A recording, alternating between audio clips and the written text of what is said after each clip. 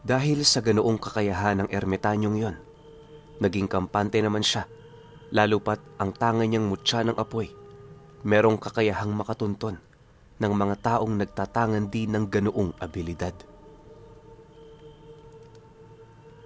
Sa loob ng halos isang araw niyang paghahanap, napansin naman niyang lumagpas na siya sa bundok. Pagdating naman niya sa likurang bahagi ng paanan nito, meron siyang nasipat na isang ilog kung saan di kalayuan dito may malawak na kakahuyan. Habang pinagmamasdan naman yon ni Orlan, napansin niya ang isang maliit na daan sa gilid ng damuhan. Alam niyang daan yon na ginawa ng tao, kaya na may kampante siyang yon ay sundan hanggang sa narating na nga niya ang looban ng kakahuyan.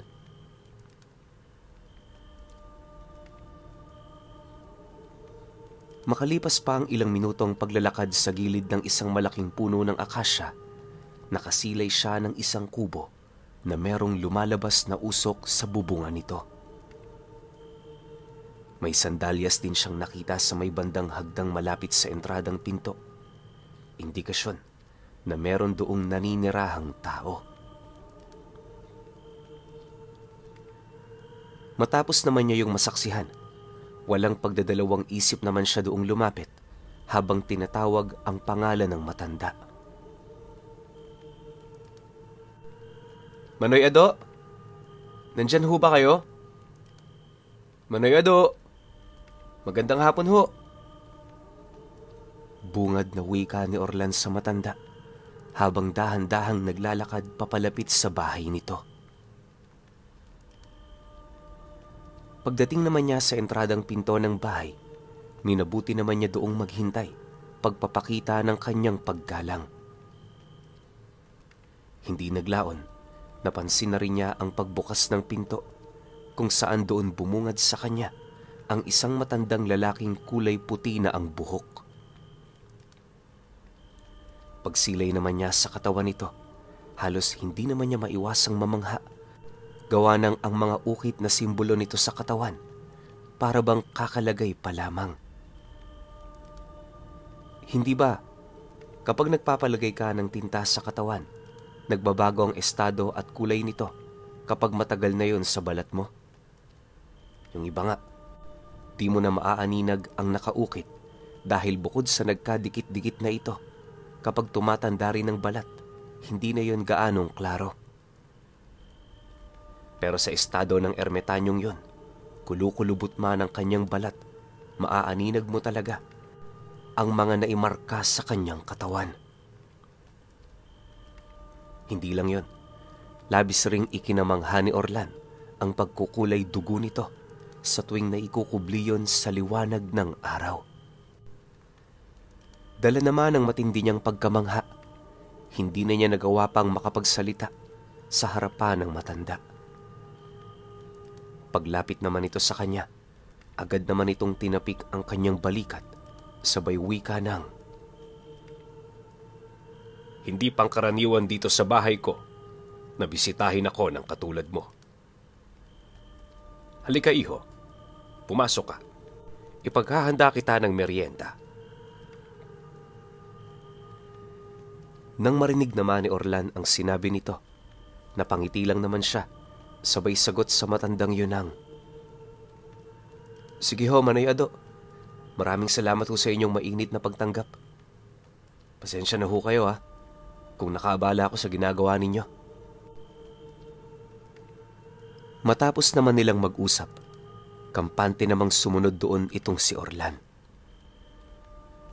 Maya-maya pa, pagdating naman niya sa sala ng bahay nito, tumambad sa kanya ang mga nakasinding kandila papaikot sa isang malaking altar na gawa sa bato.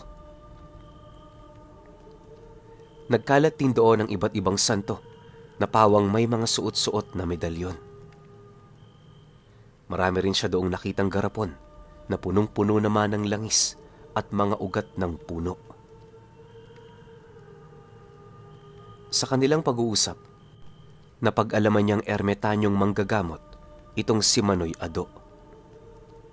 Nabanggit din ito sa kanya Hindi Ado ang totoong pangalan nito. Sa halip ginagamit niya lamang yung alias upang maitago ang kanyang tunay na pagkatao. Kadalasan ibinibigay niya lamang ang kanyang totoong pangalan sa mga taong halos kapantay lang din niya ng karunungan. Elias ang totoo kong pangalan, Orlan. Pasensya ka na kung itinago ko ang totoo kong pagkakakilanlan. Alam mo kasi marami rin akong kaaway. Yung iba sa kanila, naniniwalang buhay pa ako. Kaya hanggang ngayon, alam kong naghahanap pa rin sila ng bakas para matunto ng pinagtataguan ko. Wika ni Elias sa kanya matapos naman itong mailahad ang totoo. Dagdag pa ng matanda na, kahit ganoon ang kanyang sitwasyon, pinipili niya pa ring manatili sa lugar na yon upang tumulong sa mga tao. Sa pagpapatuloy naman ng kanilang pag-uusap, doon niya napag-alaman na isa din pala itong dibino. Ang pinakarason nito kung bakit yung nagtatago ay dahil sa mga kakaibang nilalang na naghahangad na dumakip sa kanya. Halos hindi rin ito masabi kung tunay bang mga aswang ang nilalang na yon. Gawa ng kakaiba ang mga wangis nito. Minsan na rin niya yung nasaksihan, kaya na may siya mismo ang nakapagpatunay na hindi yon pangkaraniwang nilalang. Nailahad din sa kanya ni Elias, lumalakad ang mga ito ng grupo, kaya na may napakahirap para sa kanya na kalabanin ang mga ito. Pagtatapat pa ng matanda na, hindi naman kakaiba ang wangis ng mga nilalang na yon, pero yung mga abilidad nila, lubos na nakakabahala. Bukod kasi sa kinokontrol nila ang kadiliman, pasorpresa rin ang ginagawang pag-atake ng mga nilalang. Gumagamit sila ng mga panumpit kung saan kapag tinamaan ka ng bala nito, mamamanhid ang kabuuan ng iyong katawan, maliban lamang sa mga mata at laman loob. Mariinding inilahad ng matanda na may kakayahan din yung magpalit anyo bilang isang nakakapangilabot na halimaw na halos may hahalin tulad mo sa mga demonyong umahon mula sa kaila-ilaliman ng impyerno. Isa rin yun sa kanyang mga naging bangungot, kaya na may imbis na kaharapin niya ito, pinili na lamang niyang magtago. Naniniwala rin si Tandang Elias na siya ang pakay ng mga nilalang na yon, kaya hindi siya nito nilulubayan. Dahil sa sinabi nito, hindi naman maipagkakaila ni Orlan ang lakas ng kanyang kutob ukol sa mga nangyari sa ermitanyo. Naniniwala siya na ang mga nilalang na humahabol dito ay pawang mga tauhan ng 9 na hari ng mga sinaunang aswang. Bagaman mahirap itong paniwalaan, nasisiguro niyang meron yung mga kaugnayan. Gayunpaman, sa kabila ng mga bagay na inilahad sa kanya ng matanda, nagpapasalamat pa rin siya kahit papaano, lalo pat nagkaroon pa rin sila ng pagkakataon para magkita. Makalipas pa ang ilang minuto nilang pag-uusap, napilitan din siyang ilahad kay Tandang Elias ang tungkol sa pagkawala ng dibino niyang ama. Ilang dekada na ang lumilipas. Naikwento niya rin dito ang tungkol sa kanyang mga nalaman na merong kaugnayan sa ganoong pangyayari. Alam niyo, Manoy Elias, hindi lang ho kayo nakakaranas ng ganyan. Marami na hong nawala para lamang mapuna ng hangarin ng mga demonyong yon. Siya nga pala, meron ba kayong nalalaman ukol sa kasaysayan ng nawawalang kaharian ng mga sinaunang aswang? Seryosong wika ni Orlan sa ermitanyo nang mailahad na niya ang tungkol sa kanyang kwento. Pagkarinig naman ito sa kanyang sinabi, takang-taka naman yung tumayo habang nakatitig sa kanya. Maya-maya pa, nang medyo humupa na ang nararamdaman nitong pagkagulat, Sumagot naman yun sa kanya ng, "Papaano mo nalaman ang tungkol sa siyam na hari? Hindi yan basta-bastang usapin, iho. Marami nang namatay. Mapalagaan lamang at maipasa ang kasaysayan nila." Matapos naman itong mailahad ng matanda, walang pagdadalawang isip namang ibinahagi ni Orlan ang lahat ng kanyang mga nalalaman. Dahil dito, doon nakumpirma ng ermitanyo na tunay ngang meron siyang alam pagdating sa kasaysayang yon. Gayunpaman, aminado pa rin siyang maraming parte pa sa kasaysayan ang hindi niya pa nalalaman. Pagtatapat din niya kay Tandang Elias na isa yun sa mga rason kung bakit niya yun hinanap. Nang marinig naman ng matanda ang kanyang sinabi, halos hindi naman ito maipagkakaila ang matinding pagmamalabis sa mga mata ni Orlan na hanapin ang mga nilalang. Sa puntong yon, doon ito napagtanto kung gaano siya kadesidido sa kanyang panata.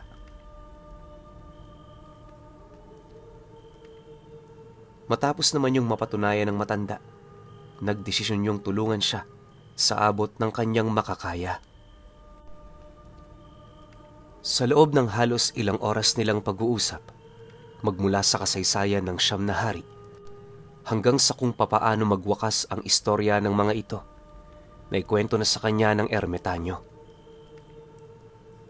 Paulit-ulit din itong ipinaalala na maaaring may mga tauhan na ang mga nilalang na yon, kung kaya't kinakailangan niyang magdoble ingat sa oras na mapasok na niya ang mismong teritoryo nito. Pinatotohanan din ng matanda na tama ang lugar na kanyang tinatahak, gawa ng sa direksyon ding yon nagmumula ang puwersa ng mga nilalang na naghahanap sa kanya. Ayon din sa kwento nito na ang siyam na hari binubuo ng mga matatandang lalaki.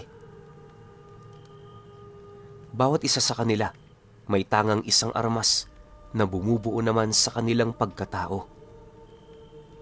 May kakayahan din ng mga itong magpalit anyo bilang mga demonyo, kung saan tanging isa pa lamang sa mga nilalang na yon ang nakitang nagpalit ng anyo sa buong kasaysayan ng mga antingero na nakipaglaban sa mga ito.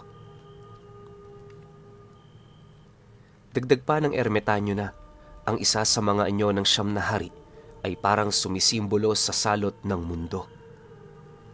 Para itong dambuhalang uod na kung saan lahat ng ginagapangan nito merong lumalabas na mga kalansay na nagsisilbi niyang mga kawal para pantayan ang bilang ng kanilang mga kalaban.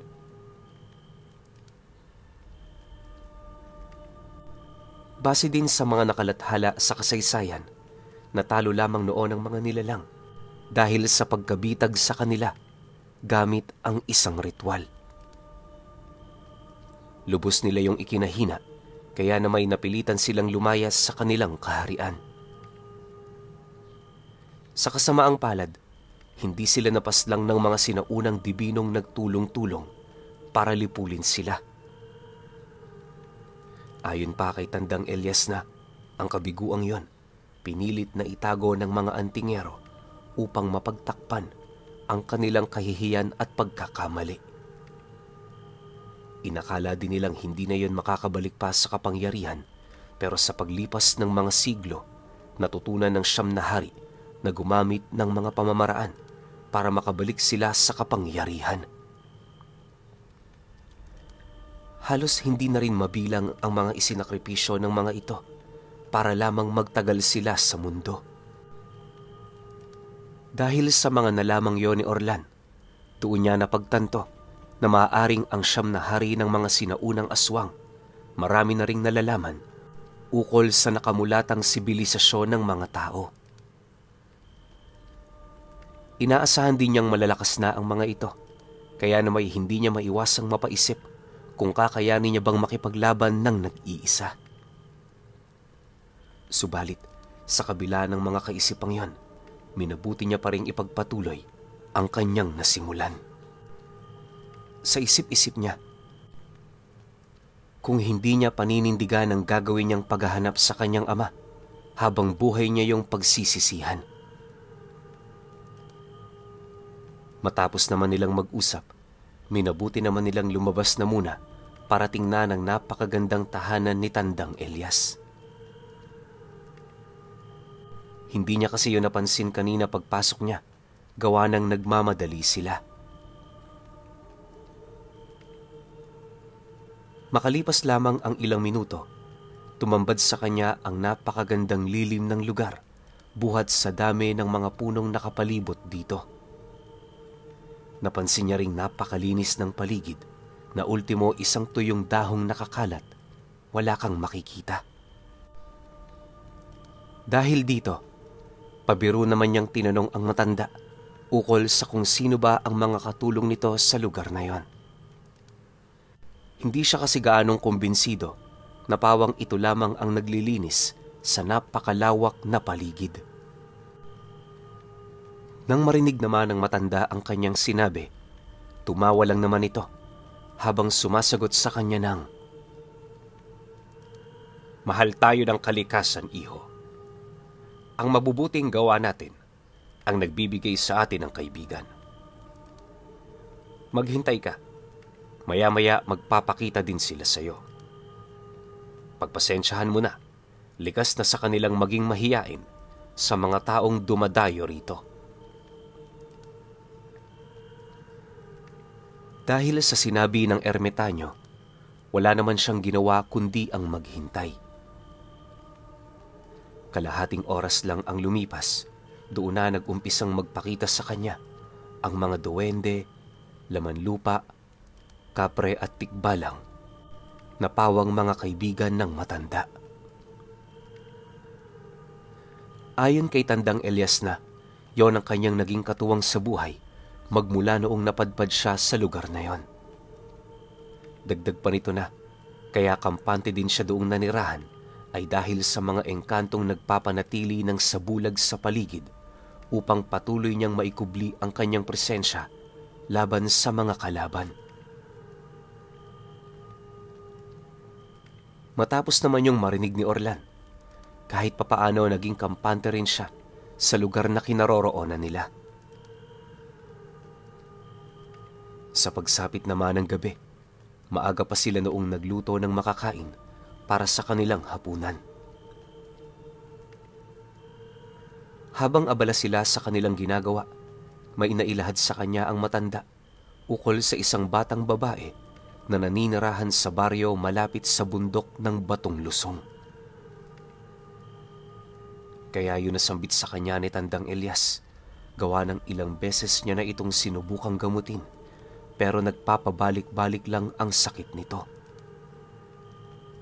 Ayon pa sa matanda na, kung meron siyang libreng oras, hangad sana nitong puntahan nilang magkasama ang bata. Nang marinig naman ni Orlan ang sinabi nito, walang pagdadalawang isip naman siyang tumango, sabay sagot dito ng, "Sige ho, Tandang Elias, wala huyang problema. Magtatagal pa naman ho ako dito ng 3 araw para mapag-aralan ko ng husto ang tungkol sa ating mga kalaban. Kailan ho natin pupuntahan yung bata?" "Ngayong gabi, iho. Kaya kumain ka na at maghanda. Gabi lang kasi ang panahon ko para makabisita sa baryo. Alam mo naman, hindi tayo maaaring makita ng karamihan." Sagot naman ng matanda sa kanya. Dahil dito, agad namang naghanda itong si Orlan para sa gagawin nilang pagbisita ng 10 oras sa baryo. Sa paglalim pa ng gabi, matyaga naman nilang hinintay ang pagtungtong ng 11:00. 1 oras bago sumapit ang kanilang pag-alis, nagpakita ang isa sa mga gabay ni Tandang Elias sa labas ng kubo nito. Paglalarawan doon ni Orlan, isa yung matangkad na lalaki na hindi gaanong kalakihan. May matutulis yung tenga at napakakinis ng kayumangging balat. May daladala din yung gintong palakol na nasisiguro naman niyang tanging sila lamang ang nakakakita. Maya-maya pa, paglabas naman ng ermitanyo sa bahay nito, agad namang yumuko ang nilalang na yon, pagpapakita ng kanyang pagsilong sa kapangyarihan ng matanda. Matapos naman itong magpakita ng respeto, walang pagdadalawang isip naman yung nagtanong sa kanila ukol sa kanilang mga gagawin. Kakarating lang kasi noon ang gabay niyang yon, kaya na may hindi nito narinig ang mga bagay na kanilang napag-usapan. Nang marinig naman ng matanda ang sinabi nito, mariin naman niya yung inabisuhan na sumunod lang. Dagdag pa nito na wala yung dapat na ipag-alala, lalo pat ligtas naman ang lugar na pupuntahan nila. Dahil sa sinabi ng matanda, tahimik lang namang sumunod sa kanila ang gabay nito. Makalipas pa ang ilang minutong paghihintay, nagsimula na nga silang maglakad patungo sa baryo. Habang binabagtas nila noon ang daan, wala naman silang nakitang kakaiba, maliban sa mga punong sumasayaw kapag umiihip ang malakas na simoy ng hangin. Sa kanilang paglalakad, marami rin silang nakakasalubong na mga nilalang na naninirahan sa bundok, pero pinipili nilang wag na lamang yung pansinin. Sa pagdating naman nila noon sa baryo, kagaya ng inaasahan, nadatnan nila ang mga tao roon na mahimbing nang nagpapahinga. Tanging mga alaga na lang din itong aso ang nasa labas, kaya na may hindi na sila nailang na maglakad sa kalagitnaan ng sentro. Hindi naglaon, nang marating na nila ang bahay ng bata, isang katok lang, agad namang bumukas ang pintuan ng bahay nito. Inaasahan na kasi sila ng pamilya ng biktima, kaya na may gabi-gabi yung madaling araw nang nagpapahinga sa paniniwalang darating sila.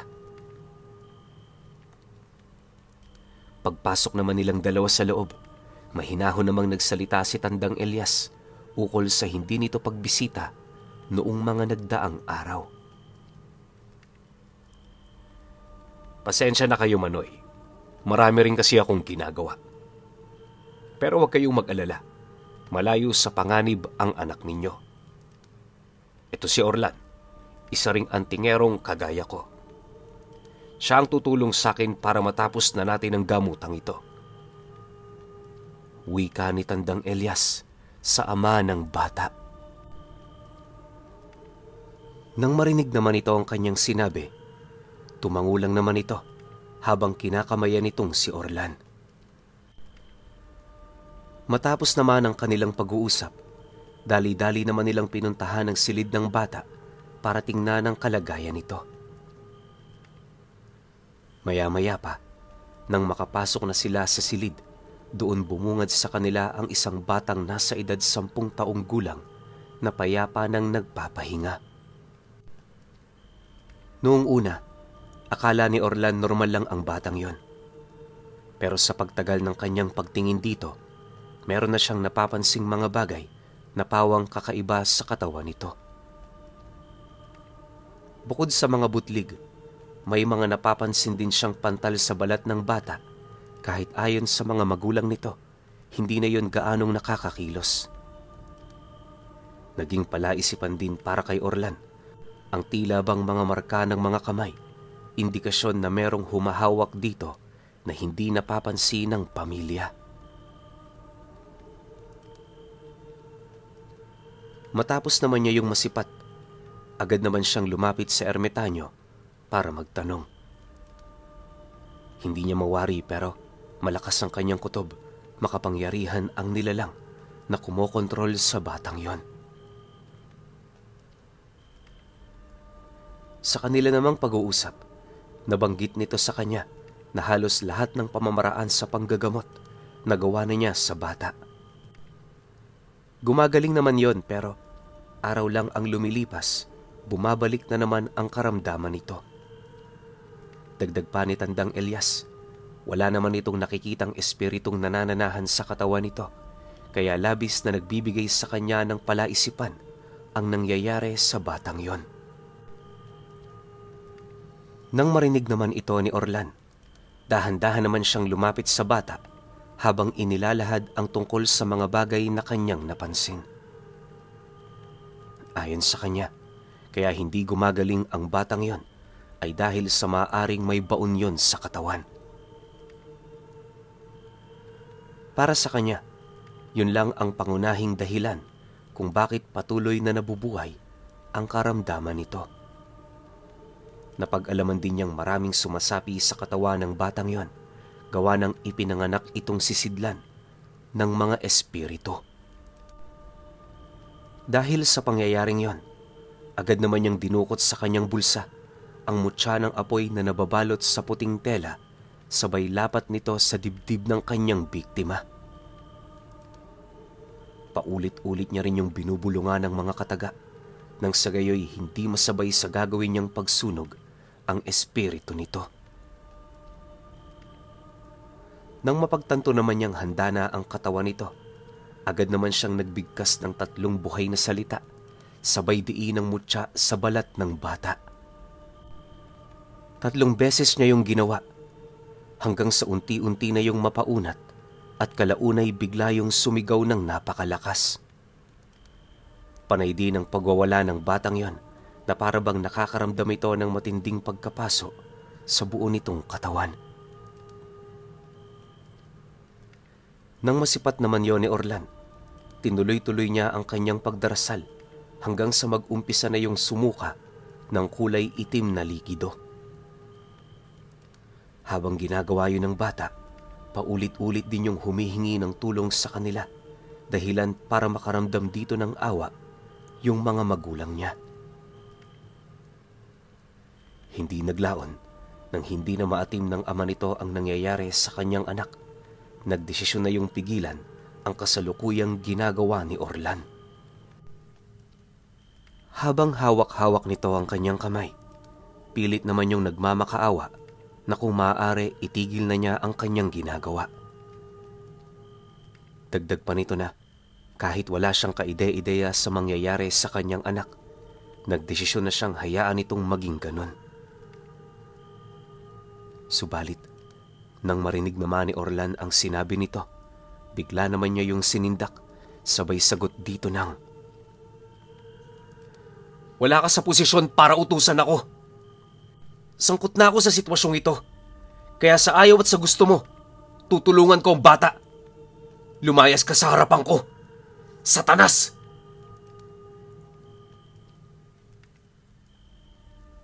Matapos naman niya yung mailahad, agad namang pinigilan ni Tandang Elias ang ama ng bata. Dahil sa ginawa nito, nagpatuloy lang naman ang kanyang panggagamot hanggang sa dumating ang puntong hindi na sumusuka ng kulay itim na laway ang biktima. Lupaypay na rin ang katawan nito, buhat sa matinding pagod. Nang mapansin naman yon ni Orlan, agad naman niyang pinagapang ang kanyang kamay patungo sa may bandang likurang bahagi ng kilikili nito. Maya-maya pa, nang makapanayo ng kamay niya, meron siya doong naramdamang pagtibok na siya namang ikinagulat niya. Alam ni Orlan na walang pulso sa may bandang parting yon, kung kaya't minabuti naman niyang abisuhan si Tandang Elias ukol dito. Nang marinig naman ng matanda ang kanyang sinabi, dali-dali naman itong pinatalikod ang bata, dahilan para makita nila ang isang malaking bukol na merong gumagalaw-galaw sa loob nito. Naihalintulad nila ang bagay na yon sa isang sanggol na hindi pa nasisilang. Matapos naman yung masaksihan nila Tandang Elias, agad naman silang gumawa ng paraan para mailabas ang nasabing hayop.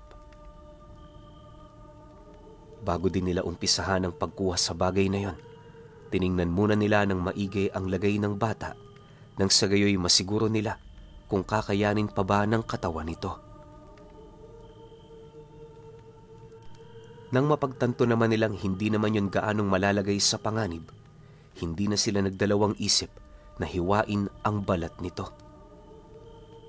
Sa pamamagitan ng punyal na daladala ni Tandang Elias, dahan-dahan naman nilang pinasadahan ng balat ng bata mula sa may parteng balikat patungo sa may bandang kilikili. Napakahaba kasi ng insektong pumaloob sa katawan nito, kaya kinakailangan nila yung gawin sa iilang parte nito sa may bandang likod. Hindi naman yun gaanong nasasaktan, lalo pat may inilagay na langis pampamanhid itong si Tandang Elias. Makalipas pa ang ilang minuto, nahawakan na nga nila ang ulo ng nilalang na yon, na siya namang dali-daling hinila papalabas ni Orlan. Pagkakuha naman niya rito, tumambad sa kanila ang malaahas na nilalang na merong matatalas na mga kaliskis. May hasang din yon sa may bandang ulo at sa estado nito para yung igat. Habang hawak-hawak yon ni Orlan, hindi naman niya maipagkakaila ang ipinamalas na lakas ng nilalang. Ayon sa kanya, kung mahina-hina ang humawak ng igat na yon, sigurado siyang makakatakas ito. Bukod kasi sa sobra nitong dulas, paulit-ulit din itong nagpupumiglas.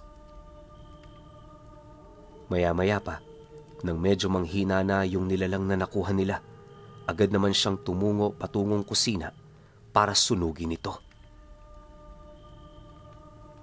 Hanggat buhay ang nilalang na yan, hindi niya yon tinantanan hanggang sa tuluyan na itong matusta ng apoy. Sa pagbalik naman niya sa kinaroroonan ng matanda, nadatna niya yung kasalukuyan ng ginagamot ang mismong sugat ng bata. Dahil dito, minabuti naman niyang lumabas na muna ng bahay para magpahangin. Hindi naglaon, bahagya naman siyang napasilay sa pinto ng bahay nang mapansin niya yung bumukas.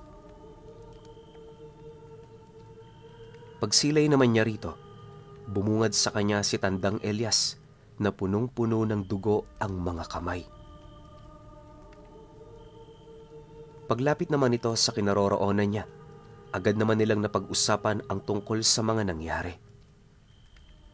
Ayon sa ermitanyo na, hindi nito maiwasang magtaka, gawa ng sa loob ng ilang araw niya doong panggagamot, nasisiguro niyang natingnan na niya ang buong katawan nito.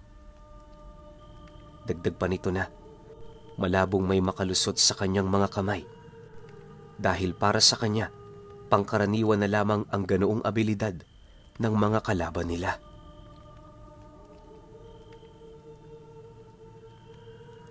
Matapos naman itong marinig ni Orlan, mahinahon naman siyang sumagot sa ermitanyong yunang. Baka nagkataon lang ho, Tandang Elias. Alam niyo kasi, may mga pagkakataong hindi talaga natin napapansin ang mga baong insekto. Dahil nung tiningnan natin ito, masyado pa silang maliliit para makita. O pwede rin namang itlog pa lamang ang nilalang na yon nung tingnan mo ang katawan ng bata. Sa pagpapatuloy naman ng kanilang pag-uusap, natalakay din nila ang kasalukuyan nitong sitwasyon. Sa kabila kasi ng mga nakuha nila sa katawan nito, hindi pa rin gaanong nagpakakampante itong si Orlan. Gawa ng maaaring nasa plano yon ng kanilang kalaban. Upang makasiguro, nagdesisyon siyang tawasin ito noon ding gabing yon. Malakas kasi ang kutob ni Orlan na sa pamamagitan ng tawas, lilitaw ang nilalang na siyang nagsisilbing utak kung bakit yon binabalot ng matinding karamdaman. Dahil sa kanyang sinabi, agad namang pumasok sa loob ng bahay ang matanda para sundin ito. Siya naman noon, nanatili lang sa labas, maiging pinagmamasdan ang buong paligid. Bagaman nakakaramdam na siya ng matinding puyat, hindi niya pa rin inalis ang kanyang wisyo sa pagbabantay ng lugar. Ayon sa kanya, mas mainam na maging sigurado kesa naman mahuli ang lahat para sa kanilang biktima. Ilang oras pa noon ang dumaan, hindi pa rin nakakalabas itong si Tandang Elias. Pagsilay naman niya sa langit, napansin naman niyang mag-aalas 3 na ng madaling araw, kaya ang ginawa niya, agad na bumalik sa loob ng bahay para tingnan ang ginagawa ng ermitanyo. Akala ni Orlan tapos na ang pagtatawas ng matanda. Pero pagbukas niya naman noon sa silid ng bata, nasipat niya yung gumagapang ng nakatuwad sa dingding ng bahay, nanlilisik ang mga mata at halos magsibaluktutan na ang mga daliri nito. Nangingitim na rin ang nilalang na yon, indikasyon na napakalayo nito sa pagiging isang pangkaraniwang tao. Pagbaling naman niya ng kanyang paningin sa ermitanyo, kitang-kita niya ang tila bang pagdadalawang isip nitong atakihin ng bata. Nauunawaan naman yon ni Orlan, lalo pat katabi lang ni Tandang Elias ang mga magulang nito. Paulit-ulit din yung nagmamakaawa sa kanila na kung maaari wag nilang sasaktan ang anak nitong may sapi. Ngunit dahil sa tindi ng espiritong pumasok sa katawan nito, kahit siya, aminadong wala na silang magagawa para yon ay maisalba. Upang hindi naman mabahiran ng mantsa ang kamay ng ermitanyong yon, dali-dali naman niyang dinukot ang kanyang punyal, sabay takbo papalapit dito. Pagsilay naman sa kanya ng bata, sinubukan pa siya nung sunggaban pero bago lumapat sa kanyang balat ang mismong bunganga nito, nagawa niya na yung masugatan sa may bandang braso.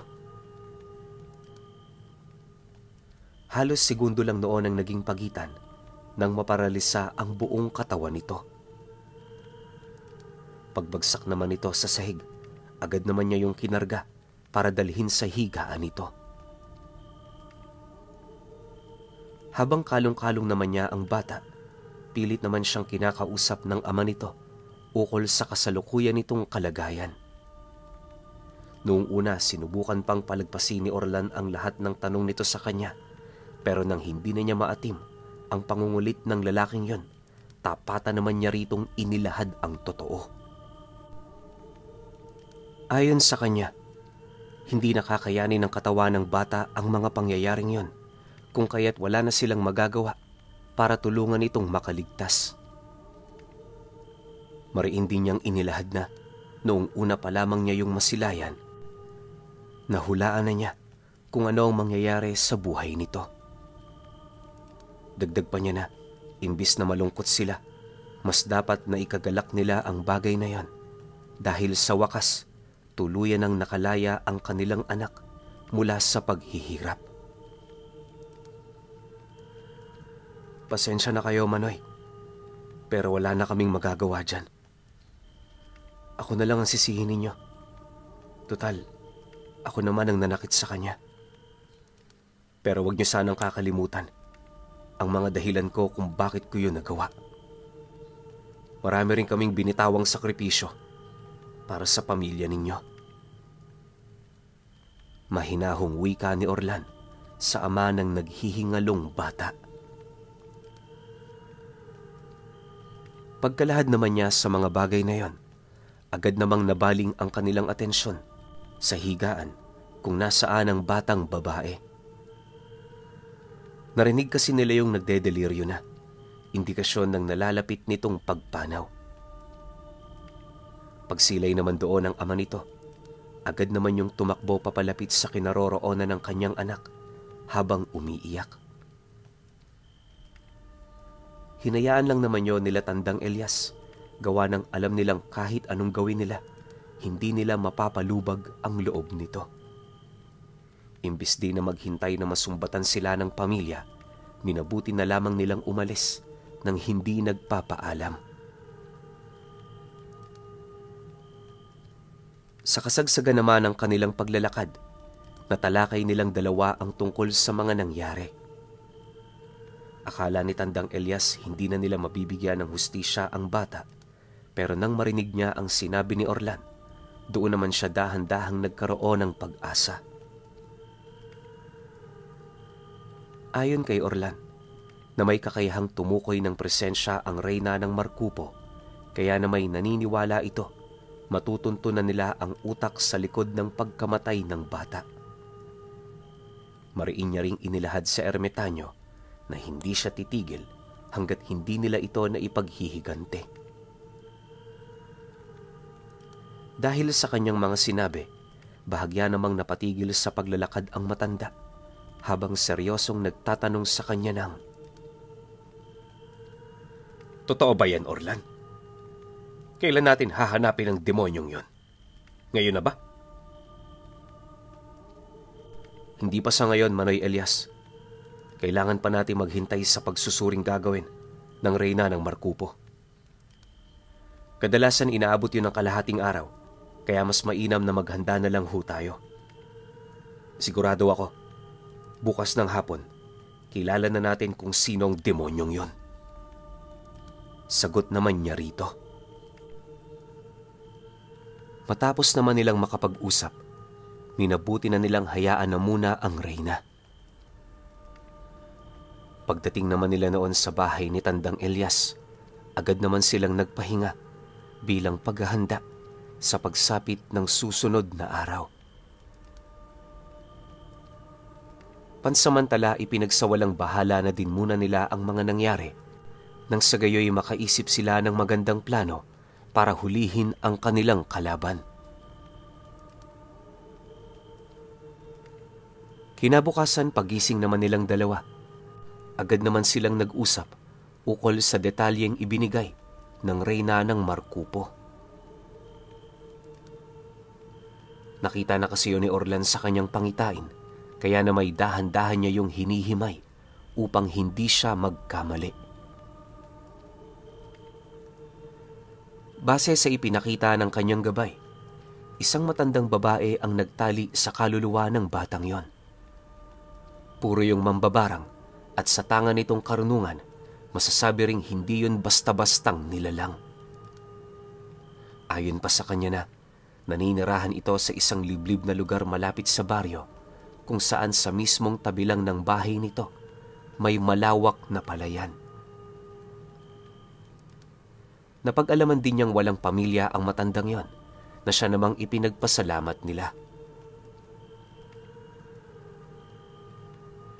Sa pagpapatuloy naman ng kanilang pag-uusap, naibahagi rin niya ang tungkol sa ibinigay na detalye ng reyna ng Marcupo ukol sa madalas na pagkain ng matandang yon ng mga karne ng taong nabibili nito.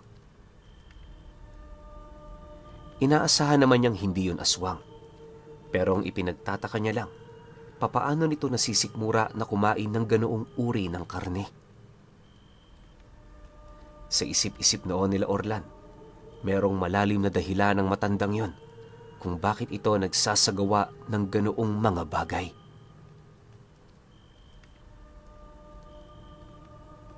Matapos naman nilang makapag-usap, agad naman silang nagbuo ng plano. Para hindi magkamali, minabuti naman nilang puntahan na muna ang tahanan nito para magmasid. Buong umaga gano'n ang ginawa nila hanggang sa tuluyan na nila yung nakumpirma. Hindi naglaon.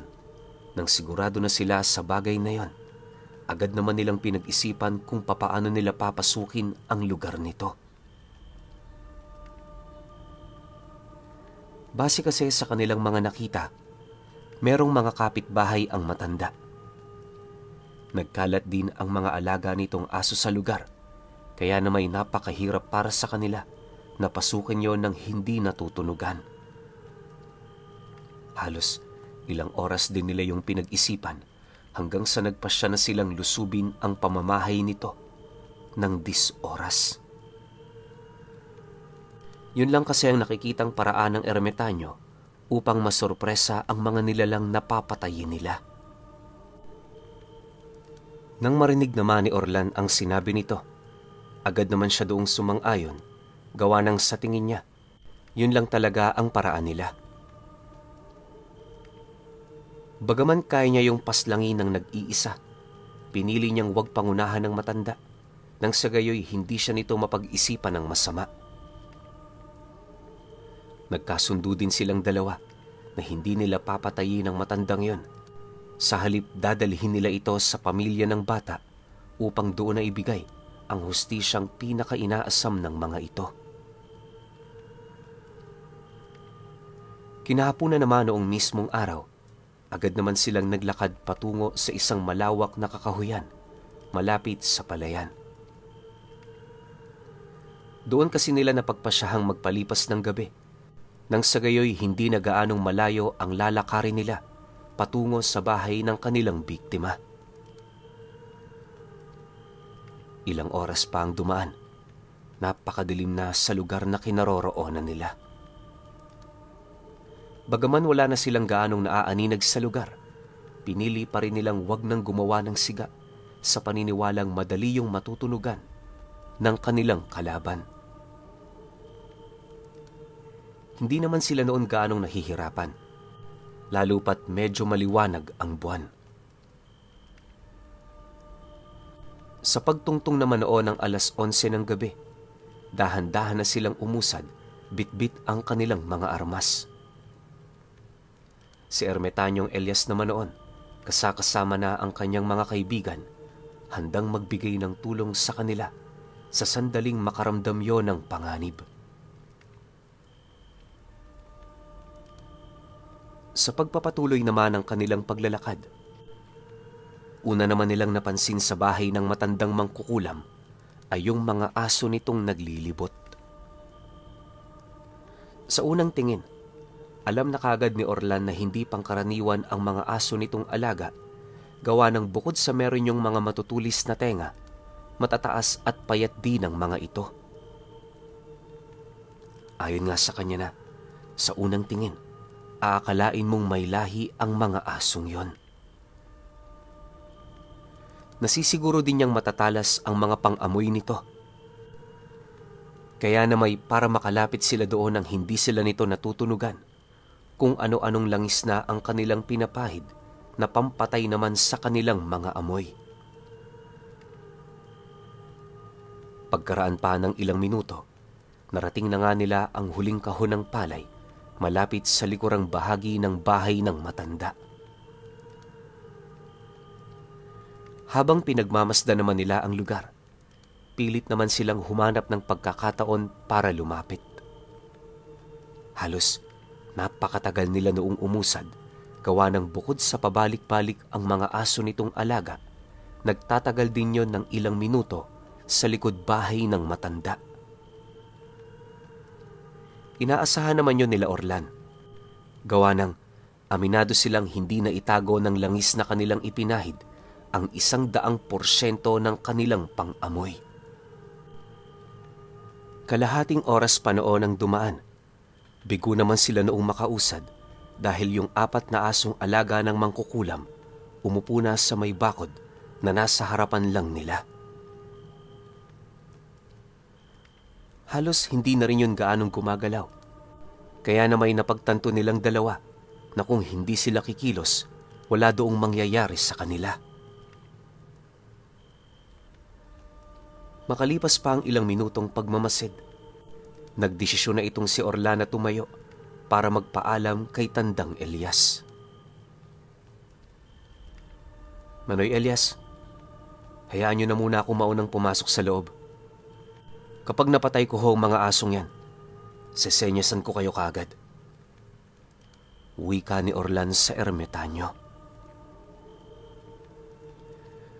Pagsang-ayon naman ng matanda sa kanyang sinabi, dali-dali naman niyang binunot ang kanyang punyal, sabay taimtim na inusalan yon ng mga buhay na salita.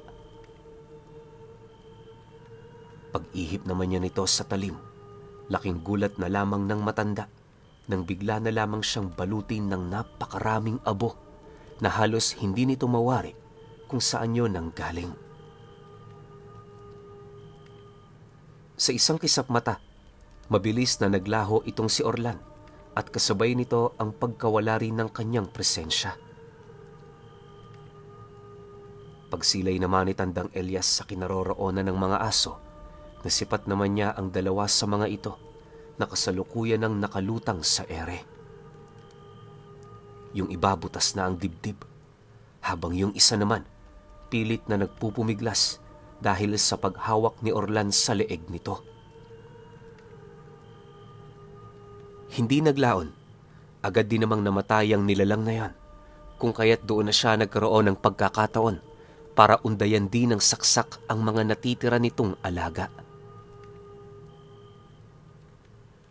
Matapos naman niyang mapatay ang 4 na aso, dali-dali naman niyang sinenyasa ng ermitanyo na lumapit.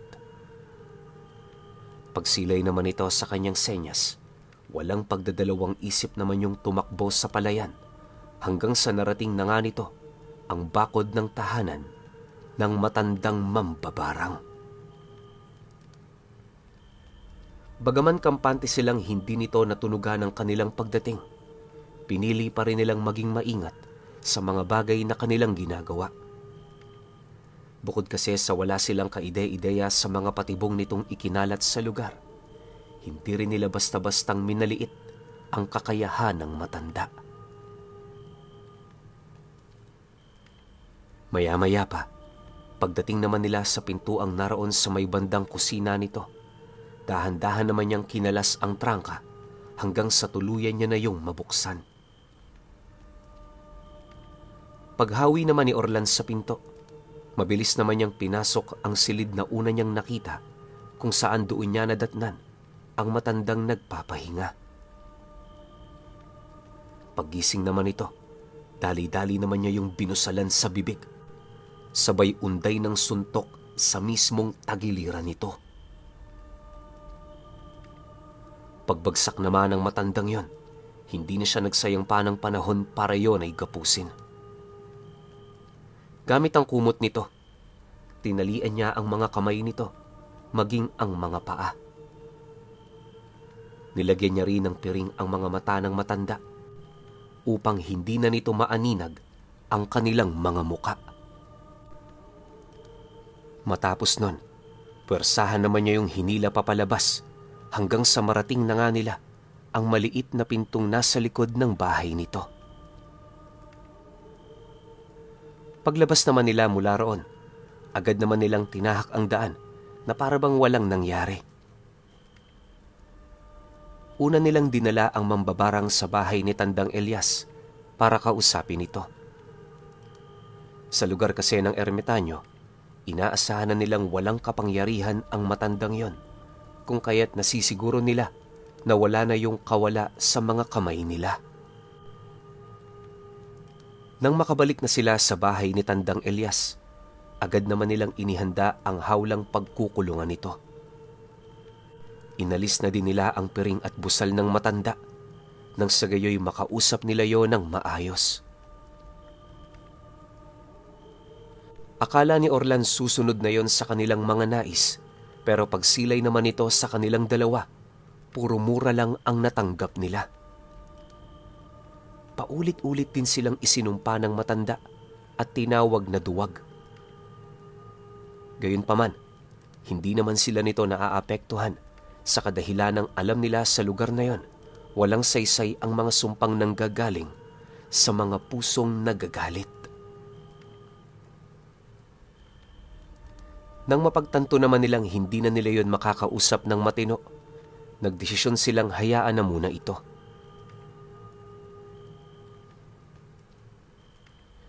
Kinabukasan pagsapit ng 6:00 ng madaling araw, binalikan nila ang kulungan ng matanda. Nadatnan nila yung nakaupo, tulalang nakatitig sa kawalan.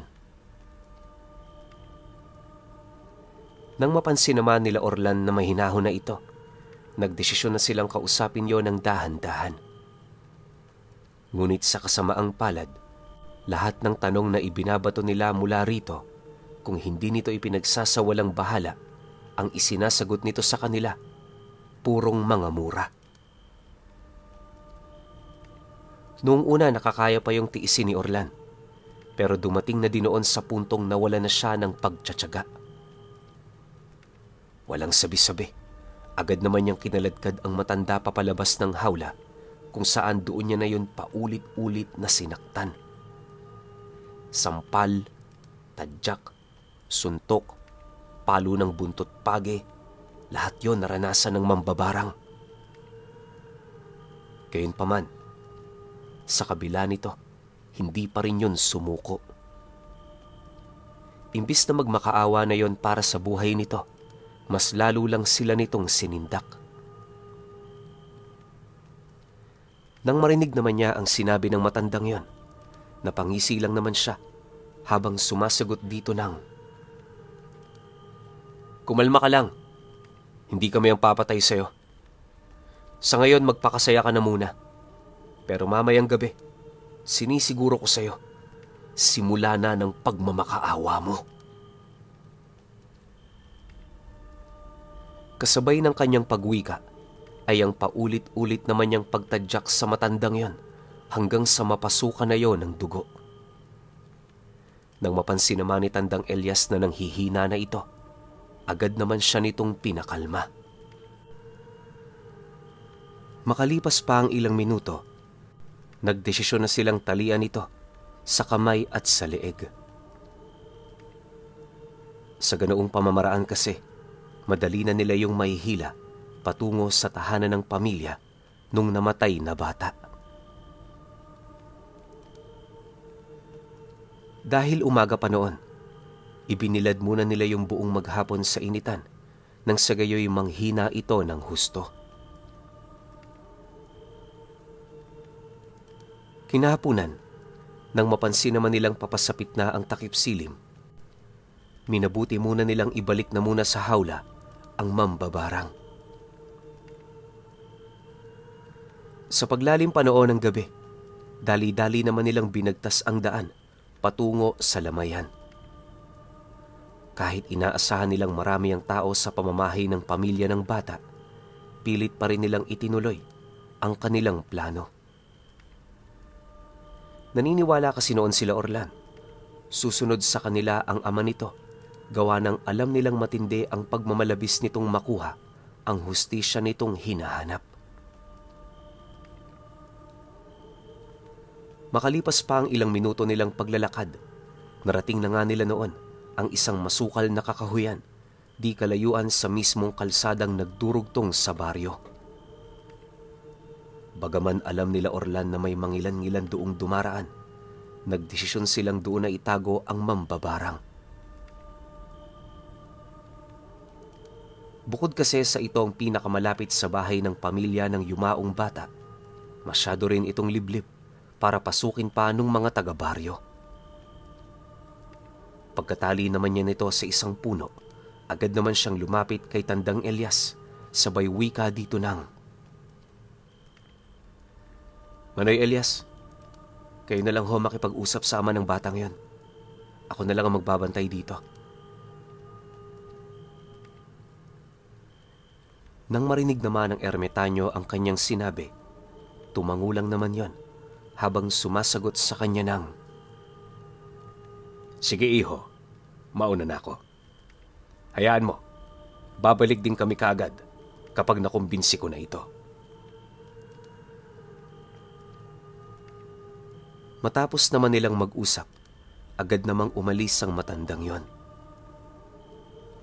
Hindi naglaon, nang mawala na yon sa kanyang paningin, tahimik naman siyang naupo, malapit sa kinaroroonan ng matanda. Habang pinagmamasdan naman niya ito, hindi naman niya maiwasang mapansin ang tindi ng pananakit nitong inabot sa kanila. Ayon kay Orlana, kahit nasa edad 70 na ang matandang yon, nakaya pa rin ito ang pambubugbog na nanggaling sa kanya. Inakala niya nga noon na hindi na yon makakaligtas, pero himalang nakayanan nito ang kanyang mga kamao. Maya-maya pa, sa pagtitigan naman nilang dalawa, ngumisilang naman ang matandang yon habang may mga bagay itong inilalahad sa kanya. Ayon sa mambabarang, mapapatay nga siya ng mga ito, pero hindi naman yun patatahimikin ng kanyang mga kadugo. Dagdag pa nito na masyado nilang minaliit ang lahing pinagmulan nito dahilan ng kanilang pagkasira. Nang marinig naman ni Orlan ang sinabi ng matanda, hindi naman niya maiwasang makaramdam ng pagkairita gawa ng sa kabila ng sitwasyon nito na kaya pa nitong magyabang sa kanya. Sa pagpapatuloy naman ng kanilang pag-uusap, mariin naman itong inilahad ang tungkol sa mga kamag-anak nitong purong mga aswang. Paninindak pa nito sa kanya na habang nag-uusap sila noong mga oras na yon, abalang-abala naman ang mga kadugo nito sa paghahanap. Dagdag pa ng matanda na oras na lamang ang pagitan bago nito mahanap ang salarin sa kanyang pagkawala.